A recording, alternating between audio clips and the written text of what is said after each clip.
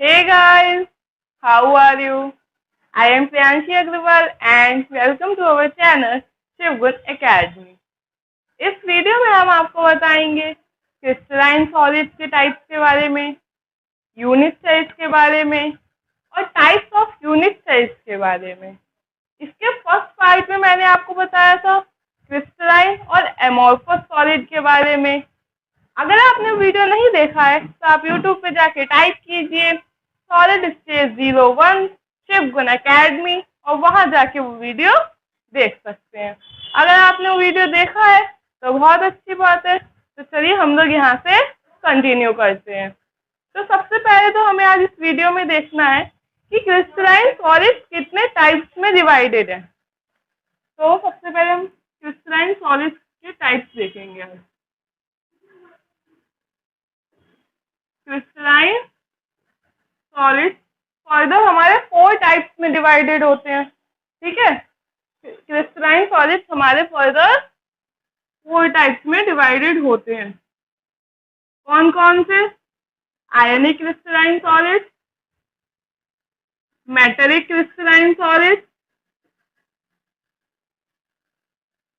Covalent या फिर हम इन्हें नेटवर्क क्रिस्टलाइन सॉलिड्स भी बोलते हैं।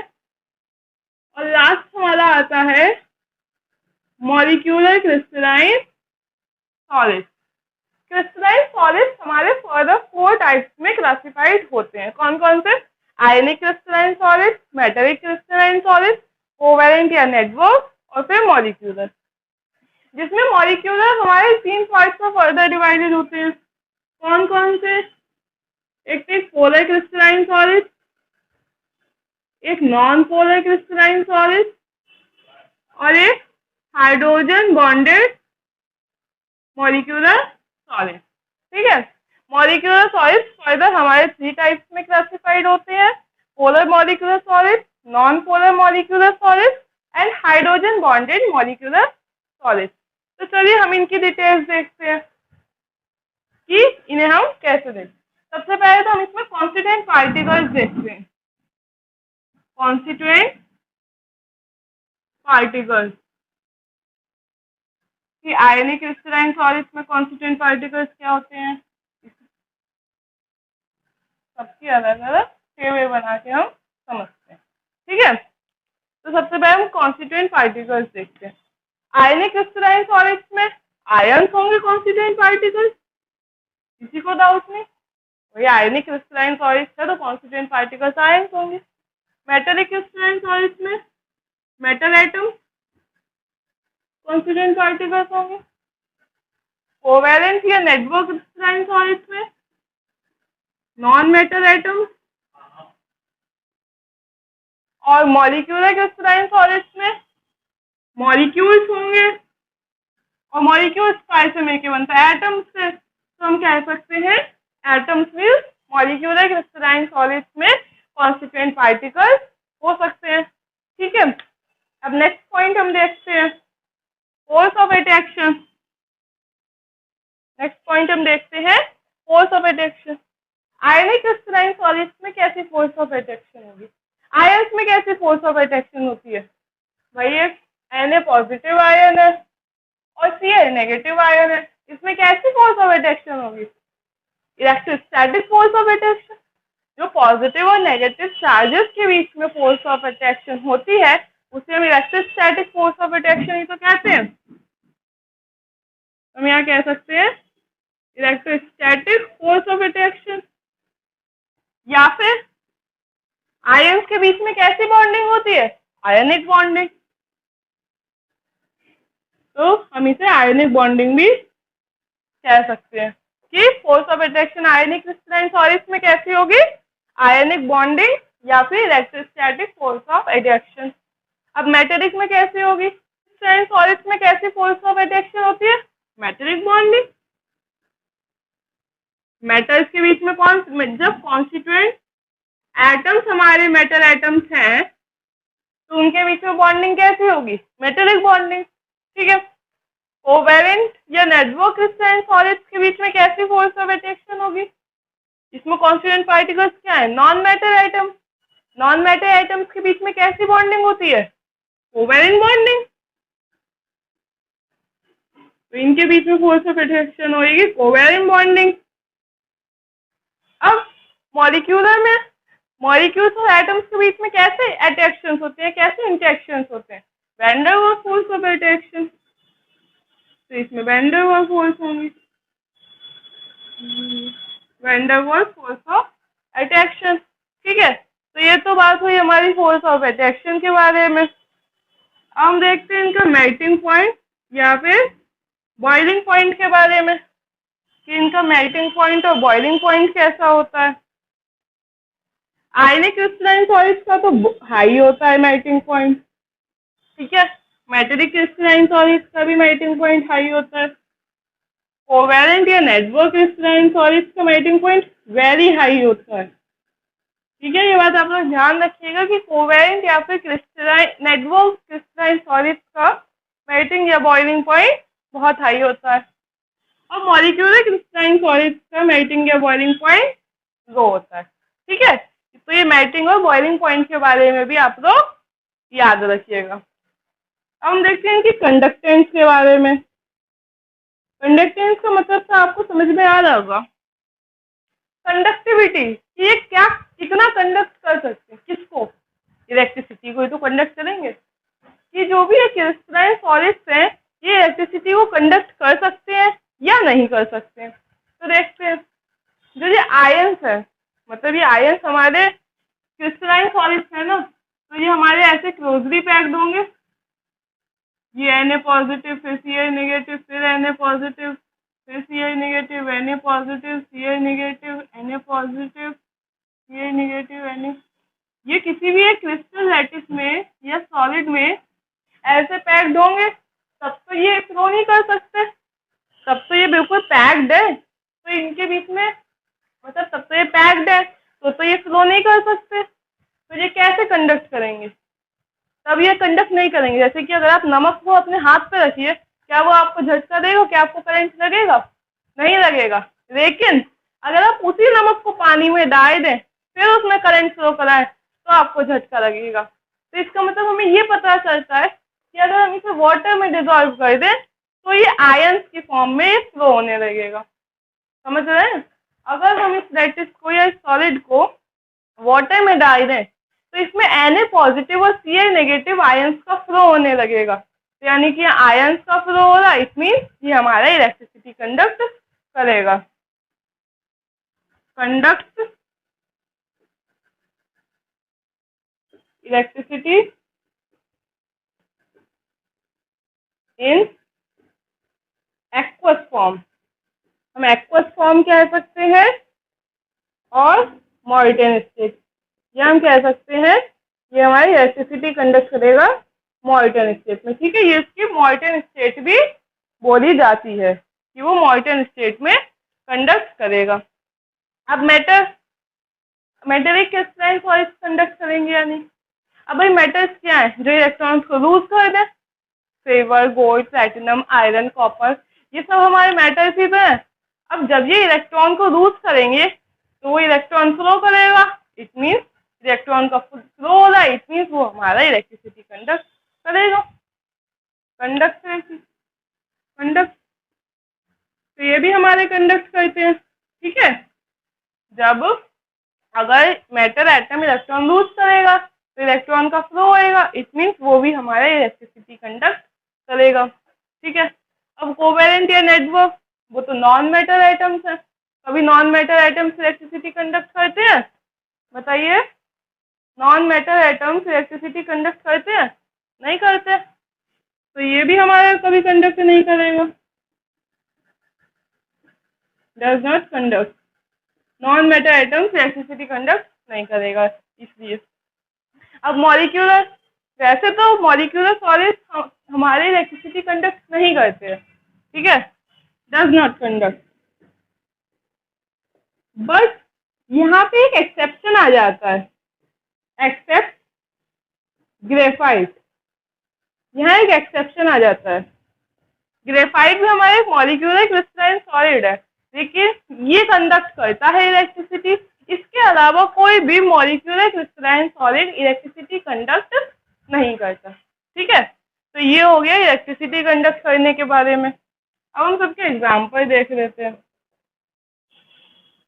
अब हम सभी के एग्जाम्पल्स देख लेते हैं कि इनके एग्जाम्पल्स क्या होंगे। अब भाई आयनिक क्रिस्टलाइन सॉलिड का एग्जाम्पल तो मैंने आपको बता ही दिया, NaCl। आयनिक क्रिस्टलाइन सॉलिड का एग्जाम्पल तो हो गया NaCl।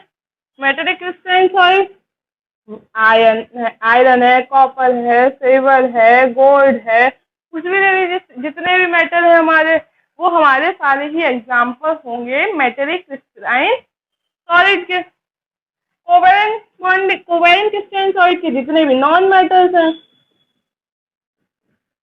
जितने भी नॉन मेटल्स हैं वो हमारे सारे कोवेलेंट क्रिस्टलाइन सॉलिड ही तो हैं। ठीक है, तो जितने भी नॉन मेटल है वो सब उसके एग्जाम्पल हो जाएंगे। अब मॉलिक्यूलर या के एग्जाम्पल देखते हैं। यहाँ पे अभी मैंने बताया कि मॉलिक्यूलर भी 3 पार्ट्स में क्लासिफाइड है, polar, non polar, hydrogen bonded. देखिए पोलर जैसे कि HCl। अब भाई Cl इलेक्ट्रोनेगेटिव है, तो ये इन इलेक्ट्रॉन्स को अपनी तरफ शिफ्ट करेगा। अब वो अपनी तरफ शिफ्ट कर रहे हैं, इसलिए उससे आएगा पार्शियल नेगेटिव। अब हाइड्रोजन से इलेक्ट्रॉन जा रहे हैं, इसलिए उससे आएगा पार्शियल पॉजिटिव। तो यहाँ कैसी बॉन्डिंग हो गई? Polar bonding. तो पोलर का एग्जांपल हो गया HCl। नॉन पोलर क्या हुआ? जैसे कि Cl यानी कि Cl2 मॉलिक्यूल। यहाँ पे इन दोनों की इलेक्ट्रोनेगेटिविटी सेम है, इनकी इलेक्ट्रोनेगेटिविटी में कोई भी डिफरेंस नहीं है, तो ये हमारा नॉन पोलर हो गया। जैसे कि H2 मॉलिक्यूल, ये भी हमारा नॉन पोलर है, तो नॉन पोलर का एग्जांपल हो गया Cl2 H2। हाइड्रोजन बॉन्डेड क्या? H2।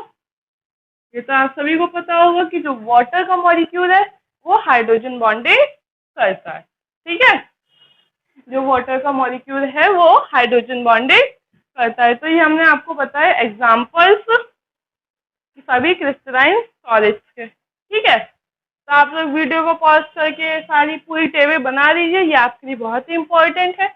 ये बोर्ड एग्जाम्स में डायरेक्टली 3 या 4 मार्क्स में आ जाती है। तो आप लोग वीडियो को पॉज करके ये टेबल बना लीजिए। वीडियो को पॉज करें, टेबल बनाए। हो गया। हम बताएंगे क्रिस्टल लैटिसेस और यूनिट सेल के बारे में। जैसे कि कोई भी चीज है वो हमारे कॉन्स्टिट्यूएंट पार्टिकल्स से मिलकर बनी होती है। कोई भी सॉलिड सब्सटेंस है वो हमारे बहुत सारे कॉन्स्टिट्यूएंट पार्टिकल्स से बना होता है। कोई भी मॉलिक्यूल हमारे एटम से बना होता है। वैसे ही जो सॉलिड्स हमारे जिस बेसिक स्ट्रक्चरल यूनिट से बने होते हैं वो स्ट्रक्चरल यूनिट हमारी 1 यूनिट सेल कहलाती है। क्या होता है यूनिट सेल? जैसे कि कोई भी मैटर है हमारा बहुत सारे कॉन्स्टिट्यूएंट पार्टिकल्स से बना है। ये मार्कर ही देख लीजिए, बहुत सारे पार्टिकल्स से बना होगा। कोई भी मॉलिक्यूल है बहुत सारे एटम से बनता है। वैसे ही जो सॉलिड्स हैं उनकी स्ट्रक्चरल बेसिक स्ट्रक्चरल यूनिट को हम 1 यूनिट सेल कहते हैं। ठीक है, उनकी स्ट्रक्चरल यूनिट को हम यूनिट सेल कहते हैं। अगर हम उस यूनिट सेल को 3D में रिपीट करते जाएं, अगर हम कई सारे यूनिट सेल्स ले लें, उन्हें 3D में रिपीट कर दें, तो वो हमारा बन जाता है एक क्रिस्टल लैटिस। क्या बन जाता है? Crystal lattice. अगर हम एक यूनिट सेल को 3 डायमेंशनल में कई बार रिपीट करते जाएं, तो वो हमारा एक क्रिस्टल लैटिस को फॉर्म कर देता है। ठीक है, तो आपको यूनिट सेल और क्रिस्टल लैटिस समझ में आ गया क्या होता है? आपको यूनिट सेल और क्रिस्टल लैटिस समझ में आ गया क्या होता है? ठीक है, अब हम पैरामीटर्स देखते हैं यूनिट सेल के क्या होते हैं। वैसे तो ये बहुत ज्यादा इंपॉर्टेंट चीज नहीं है पैरामीटर्स, फिर भी देख लेते हैं। Parameters of a unit cell. जैसे कोई भी हमने यूनिट सेल लिया, ये हमारा एक यूनिट सेल है। कोई भी सॉलिड सब्सटेंस जिस बेसिक स्ट्रक्चरल यूनिट से बना होता है वो हमारी कहलाते हैं यूनिट सेल। अगर उस यूनिट सेल को हम 3D में रिपीट करते जाएं तो हमारा एक सॉलिड तैयार हो जाता है। अब जरा देखते हैं इसके पैरामीटर्स क्या होते हैं।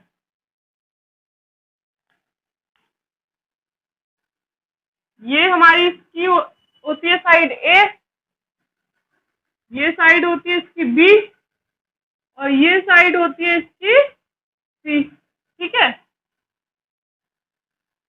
ए के सामने वाला एंगल अल्फा कहलाता है, बी के सामने वाला एंगल बीटा कहलाता है, और सी के सामने वाला एंगल गामा कहलाता है। ठीक है, तो यही हमारे इसके पैरामीटर्स होते हैं यूनिट साइज के, जिसमें हम साइड, इस साइड को ए से रिप्रेजेंट करते हैं, इसको बी से, इसको सी से, और ए के सामने वाला एंगल अल्फा, बी के सामने वाला एंगल बीटा, और सी के सामने वाला एंगल गामा। ठीक है, तो ये यही पैरामीटर्स होते हैं हमारे यूनिट साइज के। अब हम देखते हैं कि यूनिट साइज कितने पार्ट्स में कैसे क्लासिफाइड है। यूनिट साइज भी हमारा 2 टाइप्स में क्लासिफाइड है। कौन कौन से?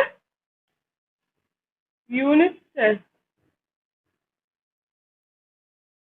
ये भी हमारा 2 टाइप्स में क्लासिफाइड है। एक है प्रिमिटिव यूनिट सेल और दूसरा है सेंटर्ड यूनिट सेल। ठीक है, प्रिमिटिव यूनिट सेल और सेंटर्ड यूनिट सेल, जिसमें सेंटर्ड यूनिट सेल भी फर्दर 3 पार्ट्स में क्लासिफाइड है। कौन कौन से? Face centred unit cell, body centred, और फिर एंड सेंटर्ड। ठीक है, फेस सेंटर्ड, बॉडी सेंटर्ड और एंड सेंटर्ड। अब इसका मतलब क्या है देखते हैं। प्रिमिटिव यूनिट सेल का मतलब तो सीधा सा नॉर्मल एक यूनिट सेल जो हमने दे दिया। ठीक है, एक यूनिट सेल हमने दे दिया।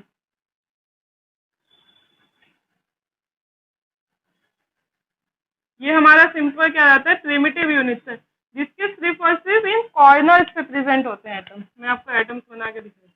1 2 3 4 5 6 7 8।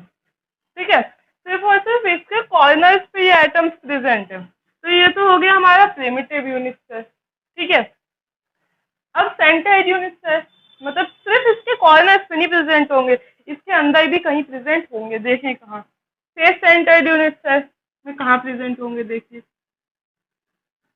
सारे फेसेस पे भी एटम्स प्रेजेंट होंगे। जितनी भी फेसेस हैं इस यूनिट सेल की, उनकी सभी फेसेस पे प्रेजेंट होंगे। कॉर्नर्स पे तो होंगे ही होंगे, उसके साथ में होंगे फेसेस पे भी।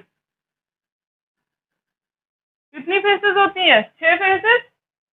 पीछे वाली एक फेस पे हो गया ये प्रेजेंट, एक साइड वाली पे हो गया, एक इस साइड पे हो गया, एक ऊपर वाली फेस पे हो गया, एक नीचे वाली पे हो गया, अभी एक हमारे सामने वाली बची है, और एक ये सामने वाली पे हो गया। तो ये सभी फेसेस पे भी एक एक एटम प्रेजेंट है। ठीक है, देख 6 फेस होती है, दिखाती हूँ मैं। जैसे कि मान लेते हैं इसे यूनिट सेल है, इसके 8 कॉर्नर्स है, 8 कॉर्नर्स पे एक एक प्रेजेंट होगा, एक ऊपर एक नीचे, 2 फेस हो गई, एक पीछे वाली एक आगे वाली पे भी प्रेजेंट होगा, 4 हो गई, एक इस साइड की एक इस साइड की, 6 फेस हो गई। तो इसी तरह इन 6 फेसेस पे भी प्रेजेंट होगा। बॉडी सेंटर्ड में देखिए, बॉडी सेंटर्ड में कुछ नहीं है, सिर्फ इनके एंड पे प्रेजेंट होगा, और बॉडी के बिल्कुल बीचों बीच एक एटम और प्रेजेंट होगा। कहाँ पे? बॉडी के बीचों बीच। कॉर्नर्स पे तो होगा ही होगा। ठीक है, 6 को 8 कॉर्नर होगा। अब बॉडी के बीचों बीच एक एटम और प्रेजेंट होगा, जैसे कि इसके चारों कॉर्नर्स पे तो प्रेजेंट है ही, बॉडी के बीचों बीच, इसके बीचों बीच अंदर बिल्कुल सेंटर में, अंदर से खाली है ये, बिल्कुल सेंटर में बीचों बीच प्रेजेंट है। ठीक है, तो वो होता है हमारा बॉडी सेंटर। एंड सेंटर देखते हैं क्या होता है।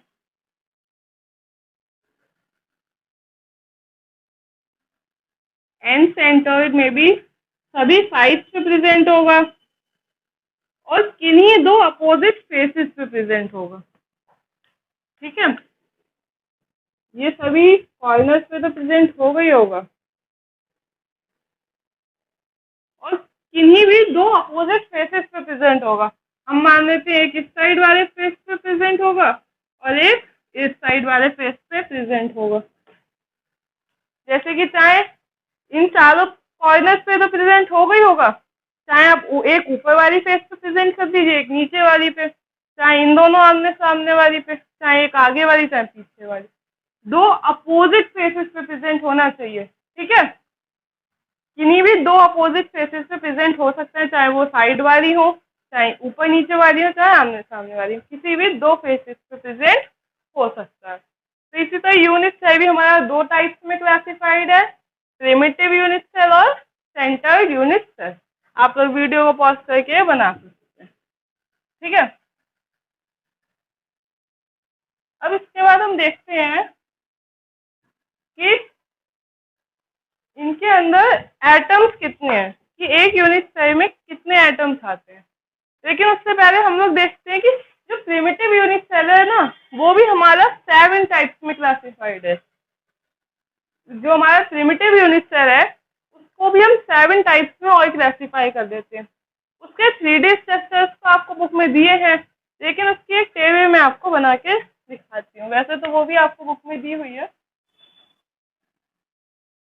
आप इसको ऐसे याद कर सकते हैं, सी टॉम HRT, क्योंकि याद करना बच्चों को बहुत टफ होता है। सी टॉम HRT, जिसमें सी से क्या होता है, क्यूबिक, सी से होता है क्यूबिक, सी से होता है टेट्रागोनल, ऑर्थोगोनल, ओ से होता है ऑर्थोगोनल, एम से होता है मोनोक्लिनिक, एच से होता है हेक्सागोनल, आर से होता है रोम्बोहेड्रल और टी से होता है ट्राइक्लिनिक। ठीक है, टी से होता है ट्राइक्लिनिक। आप लोग इसे याद ऐसे कर सकते हैं, सी टॉम HRT, ये आपको याद होने चाहिए। वैसे ये पेपर में ज़्यादातर पूछे नहीं जाते, लेकिन फिर भी आपको पता होने चाहिए। ठीक है, अब हम इसके एंगल्स देखते हैं और डिस्टेंसेस देखते हैं। ठीक है, इसके एंगल्स देखते हैं और डिस्टेंसेस देखते हैं। जो मैंने साइड्स दिखाई थी ना, ABC, अल्फा, बीटा, गामा, हम वही दिखा रहे हैं यहाँ पे। क्यूबिक में तो A, B और C तीनों ही इक्वल होती हैं और इन तीनों के एंगल्स भी इक्वल होते हैं और 90 डिग्री होते हैं। स्टार्टिंग के तीनों ही एंगल्स आपस में भी इक्वल होते हैं और वो 90 के होते हैं। ठीक है, इन तीनों के ही एंगल्स आपस में भी इक्वल होते हैं और 90 डिग्री होते हैं। टेट्रागोनल की साइड A इक्वल B होती है, लेकिन C के इक्वल नहीं होती है। टेट्रागोनल में साइड A इक्वल B होती है, बस C के इक्वल नहीं होती है। ऑर्थोगोनल में कोई भी साइड आपस में इक्वल नहीं होती है। ऑर्थोगोनल में कोई भी साइड आपस में इक्वल नहीं होती है। हम देखते हैं मोनोक्लिनिक। मोनोक्लिनिक में क्या होगा, आप इसे ऐसे याद कर सकते हैं कि यार A equal B equal C तीनों से, फिर C is not equal to, फिर अब इसमें से कोई भी इक्वल नहीं रहा, अब क्या होगा, फिर इसको उल्टा करके लिख दीजिए, A is not equal to B is not equal to C। अब ये वाला यहाँ आ जाएगा, A equal to B not equal to C। अब ये वाला यहाँ आ जाएगा, A equal to B equal to C। अब फिर से थर्ड वाला यहाँ आ जाएगा, A is not equals to B not equals to C। ठीक है, आप लोग इसे ऐसे याद कर सकते हैं। पहले तो आप लोग इसे लाइन वाइज याद कर दीजिए, सी टॉम HRT। उसके बाद पहले में A equals to B equals to C, फिर C is not equals to हुआ, फिर तीनों नॉट इक्वल्स टू हो गए, फिर से इसे उल्टा करके लिख दीजिए, फिर से ये वाला आ जाएगा। ठीक है, अब इसे देखिए इसे कैसे याद करना है। मान लीजिए अल्फा, बीटा, गामा तीनों कोई मेंबर्स होंगे घर के, 90 उनका घर था, तो सी पहले तो सब साथ में रहते थे। अब alpha equals to gamma equals to 90 हुआ, बीटा घर छोड़ के चला गया, बीटा को हम बेटा कह सकते हैं, बेटा घर छोड़ के चला गया। ठीक है, अल्फा और गामा 90 हुआ, बेटा घर छोड़ के चला गया। उसके बाद alpha equal to beta equal to 90 हुआ, गामा या फिर हम कह सकते हैं माँ घर छोड़ के चली गई। ठीक है, या हम कह सकते हैं फिर माँ घर छोड़ के चली गई। फिर तीनों को घर से निकाल दिया गया, तीनों को 90 से अलग कर दिया गया, तीनों को घर से निकाल दिया गया। फिर तीनों अलग अलग जगह चले गए, कोई 90 के कोई भी नहीं है, कोई एक दूसरे के कोई भी नहीं है, और फिर तीनों अलग अलग जगह भी चले गए। ठीक है, और फिर तीनों अलग अलग जगह भी चले गए। यहाँ गामा 90 के इक्वल नहीं होता है, यहाँ गामा फिर बन जाता है 120 के इक्वल। ठीक है, यहाँ गामा 90 के इक्वल नहीं रह जाता, तो फिर बन जाता है 120 के इक्वल। आप लोग ये प्रिमिटिव यूनिट सेल के टाइप्स ऐसे याद कर सकते हैं, सी टॉम एस आर टी। फिर आप लोग ये सीरीज लिखिए, फिर इसको उल्टा करके लिख दीजिए, बन गई हमारी पूरी टेबल। पहले बेटा घर छोड़ कर चला गया, फिर माँ घर छोड़ के चली गई, फिर तीनों को घर से निकाल दिया गया, और फिर तीनों अलग अलग रहने लगे। आप लोग ऐसे ऐसे याद कर सकते हैं, सिर्फ एक मेमोराइज करने के लिए छोटी सी ट्रिक थी। ठीक है, आप लोग वीडियो को पॉज करके टेबल बनाइए, फिर हम लोग आगे देखते हैं। वीडियो को पॉज करके टेबल बनाइए। फिर number of atoms in a unit cell, कि कितने एटम्स एक यूनिट सेल में प्रेजेंट है। जैसे कि मैंने अभी आपको बताया था, यूनिट सेल कौन कौन से होते हैं, प्रिमिटिव और सेंटर, और उसके कॉर्नर्स पे एटम्स प्रेजेंट है प्रिमिटिव में। लेकिन कोई एटम पूरा एक कॉर्नर पे नहीं प्रेजेंट है, ऐसा मत सोच लीजिएगा कि पूरा एटम आके एक कॉर्नर पे प्रेजेंट है, ऐसा नहीं है। उसका कुछ पोर्शन उसके एक कॉर्नर पे प्रेजेंट है। तो वही हमें कैलकुलेशन करनी है कि कितने एटम्स एक यूनिट सेल में प्रेजेंट है। तो सबसे पहले तो हम देखेंगे प्रिमिटिव यूनिट सेल के लिए। तो सबसे पहले हम देखेंगे प्रिमिटिव यूनिट सेल के लिए। इसमें क्या था बताइए, इसमें कहाँ पे प्रेजेंट थे एटम, याद कीजिए। इसमें सिर्फ और सिर्फ इसके कॉर्नर्स पे प्रेजेंट थे एटम। तो हम इसे बना देते हैं, यहाँ ये इसके कॉर्नर्स पे प्रेजेंट है। अब इसके कॉर्नर पे जो एटम प्रेजेंट है उसका कितना पोर्शन इसमें आ रहा है, एक यूनिट सेल में आ रहा है। यदि एटम इसके कॉर्नर पे प्रेजेंट है, इस एटम का कितना पोर्शन इस यूनिट सेल में आ रहा है। जैसे कि आप एक बुक लीजिए, आपने ये बुक ली, अब आपको बुक का ये कॉर्नर ढकना है, तो आप कितने तरीके से ढकेंगे। अब आपको, जैसे कि आपने ये बुक ली, अब आपको इस बुक का ये कॉर्नर ढकना है, तो आप ये कितने तरीके से ढकेंगे। आपको आगे एक बुक रखनी पड़ेगी साइड में, फिर एक इस साइड में, यानी 3 बुक्स रखी है आपने, 1 2 3। लेकिन अभी भी ये ऊपर से खुला रह जाएगा कॉर्नर, आप 3 बुक्स ऑलरेडी रख चुके हैं, चौथी ये, तब भी ये कॉर्नर आपका खुला हुआ है। तो इसी तरीके से आपको ऊपर भी 4 बुक्स रखनी पड़ेंगी, तब जाके ये कॉर्नर पूरा कवर होगा।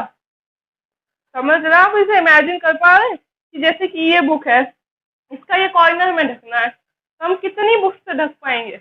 एक इधर रखनी पड़ेगी, एक इधर एक इधर, 3 बुक्स रखी, चौथी ये, तब भी ये कॉर्नर ऊपर से खुला है अभी। तो इसी तरह आपको ऊपर भी 4 बुक्स रखनी पड़ेंगी, तब जाके ये कॉर्नर आप पूरा ढक पाएंगे। यानी कि एक कॉर्नर आपका कितनी बुक्स में शेयर हो गया, 1 2 3 4 नीचे थी, 4 ऊपर थी, यानी कि टोटल 8 बुक्स में आपका ये एक कॉर्नर शेयर हो गया। 8 बुक्स में आपका ये एक कॉर्नर शेयर हो गया। तो यानी कि एक एटम यूनिट सेल में कितना कंट्रीब्यूट करता है, 1/8। जब भाई एक कॉर्नर आपका 8 बुक्स में शेयर हुआ, तो इसी तरह ये एक एटम इसमें कितना शेयर हो रहा होगा, एक 1/8। क्यों, आप ऐसे देखिए कि ये लैटिस, अभी हम इस यूनिट सेल से पूरा एक लैटिस बनाएंगे ना, एक यूनिट सेल थोड़ी रहेगा, ये लैटिस बनेगा। तो लैटिस में सब टाइटली बाउंडेड होंगी, यानी कि ये एटम पूरा छुपा हुआ होगा। तो जैसे कि मैंने उस बुक का कॉर्नर 8 बुक से छुपाया, उसी तरह किसी लैटिस में ये एटम भी 8 यूनिट सेल से छुपा हुआ होगा। ठीक है, उसी तरह किसी लैटिस में ये एटम भी 8 यूनिट सेल से छुपा हुआ होगा। तो फिर एक एटम 8 यूनिट सेल, तो एक एटम एक एक एटम को 8 यूनिट साइज से कवर कर रहे हैं, तो 8 यूनिट साइज में उस एटम का कितना पोर्शन आया? 1/8। देखिए 1 एटम है, उसे हम 8 यूनिट साइज से शेयर करा रहे हैं। 1 एटम को हम 8 यूनिट साइज से शेयर करा रहे हैं, तो 1 यूनिट साइज में उसका कितना पोर्शन आएगा? तो 1 यूनिट साइज में उसका 1/8 पोर्शन ही तो आएगा।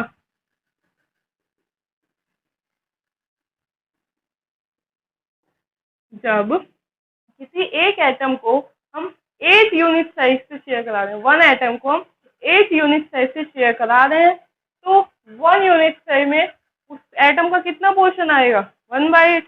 ठीक है, ये बात आप सभी को समझ में आ रही होगी कि क्रिस्टल लैटिस में ये एटम एक एटम हमारा 8 यूनिट साइज से ढका हुआ होगा, तो 1 यूनिट साइज में उस एटम का कितना पोर्शन आ रहा होगा? 1 यूनिट साइज में कितना पोर्शन आ रहा होगा? 1/8। ठीक है, और यह टोटल है कितने कॉर्नर? 8। जब एक कॉर्नर पे 1/8 है, टोटल है हमारे 8 कॉर्नर, तो 1/8 इंटू 8, हम कह सकते हैं टोटल नंबर ऑफ एटम्स कितने हुए? देखिए टोटल नंबर ऑफ एटम्स कैसे कैलकुलेट करेंगे? 1/8 कितना है?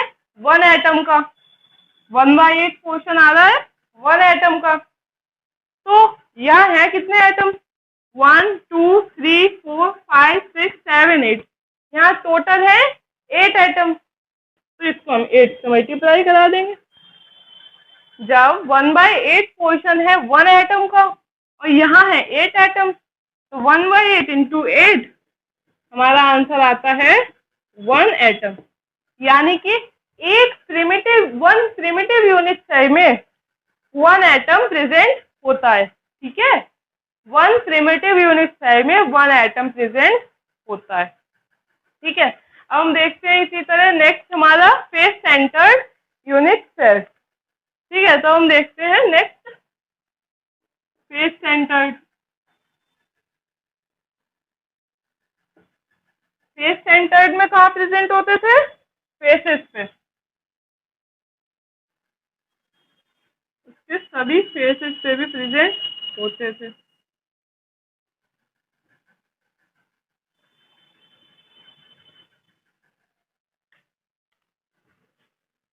कॉर्नर्स पे तो सभी प्रेजेंट हो, सबके कॉर्नर्स पे तो प्रेजेंट होते ही थे, लेकिन साथ ही साथ फेसेस पे भी प्रेजेंट होते थे। एक ऊपर वाले फेस पे, एक नीचे वाले फेस पे, एक इस साइड वाले फेस पे और एक फिर इस साइड वाले फेस पे, और एक सामने वाले पे, एक पीछे वाले पे। ये सामने वाले का हो गया, ये पीछे वाले का हो गया। ठीक है, अब देखिए कॉर्नर्स पे कितने हैं?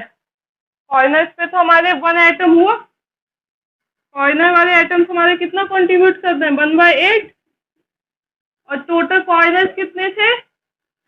8। ठीक है, टोटल कॉर्नर्स कितने थे? 8। तो ये तो हमारा 1 हो गया, तो ये तो हमारा 1 हो गया।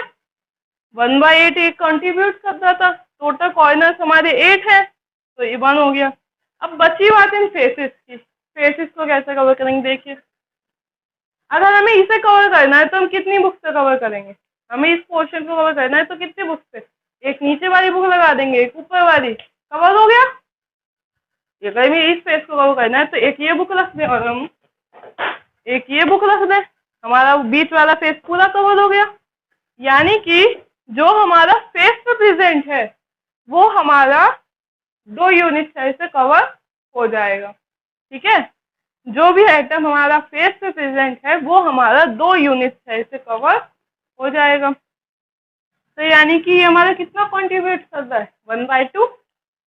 जब एक एटम 2 यूनिट साइज से कवर हो जाएगा तो 1 यूनिट साइज में उसका कितना पोर्शन आ रहा होगा? 1/2। ठीक है, तो 1 यूनिट साइज में उसका कितना पोर्शन आ रहा होगा? 1/2। और यहाँ कितने फेसेस हैं? 1 2 3 4 5 6 फेसेस है, वो तो मैंने अभी आपको दिखाया। 1 2 3 4 5 6, तो ये 6 फेसेस है इंटू 6। एक यूनिट सेल में एक एटम कितना कंट्रीब्यूट करेगा 1/2, और टोटल है कितने फेसेस 6। तो ये हमारे आ गए 3। तो 1 एटम तो टोटल कॉर्नर्स पे आ रहा था और 3 एटम टोटल उसके फेसेस पे आ रहे हैं 6। तो टोटल एटम्स कितने हो जाएंगे 1 + 3 4। तो इसी तरह फेस सेंटर्ड में टोटल एटम्स हमारे हो जाते हैं 4। ठीक है, एक लास्ट हमारा बचा है बॉडी सेंटर, उसे भी हम देख लेते हैं। लास्ट हमारा बचा है बॉडी सेंटर, हम उसे भी देख लेते हैं।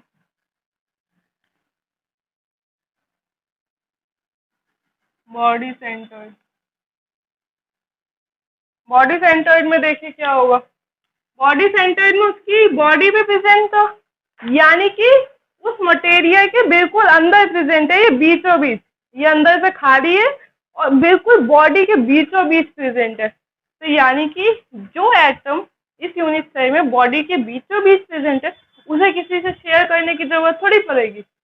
अब भाई ये तो इसके अंदर ही प्रेजेंट है, तो दूसरा यूनिट सेल इसके आगे कैसे शेयर करेगा, नहीं कर पाएगा, क्योंकि ये इसकी बॉडी के अंदर प्रेजेंट है। तो अंदर वाला तो हो गया हमारा 1, अंदर वाला 1 पूरा कंप्लीट हो गया।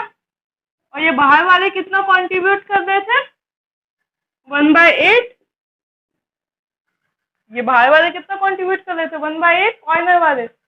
और टोटल कॉर्नर्स कितने हैं 8, टोटल कॉर्नर्स हैं 8। तो ये हमारे कॉर्नर वाले हो जाते हैं 1, और ये हमारा 1 बॉडी सेंटर्ड वाला हो गया। तो इसमें हमारे टोटल एटम्स कितने हो जाएंगे 1 + 1 2। ठीक है, तो बॉडी सेंटर्ड में टोटल एटम्स हो जाएंगे 2। कैसे, कॉर्नर्स वाले 1 कंट्रीब्यूट करेंगे और 1 हमारा बॉडी सेंटर्ड कंट्रीब्यूट करेगा। तो इसलिए बॉडी सेंटर्ड में हमारे टोटल एटम्स हो जाएंगे 8।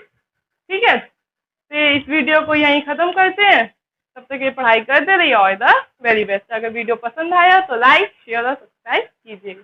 Thank you for watching this video.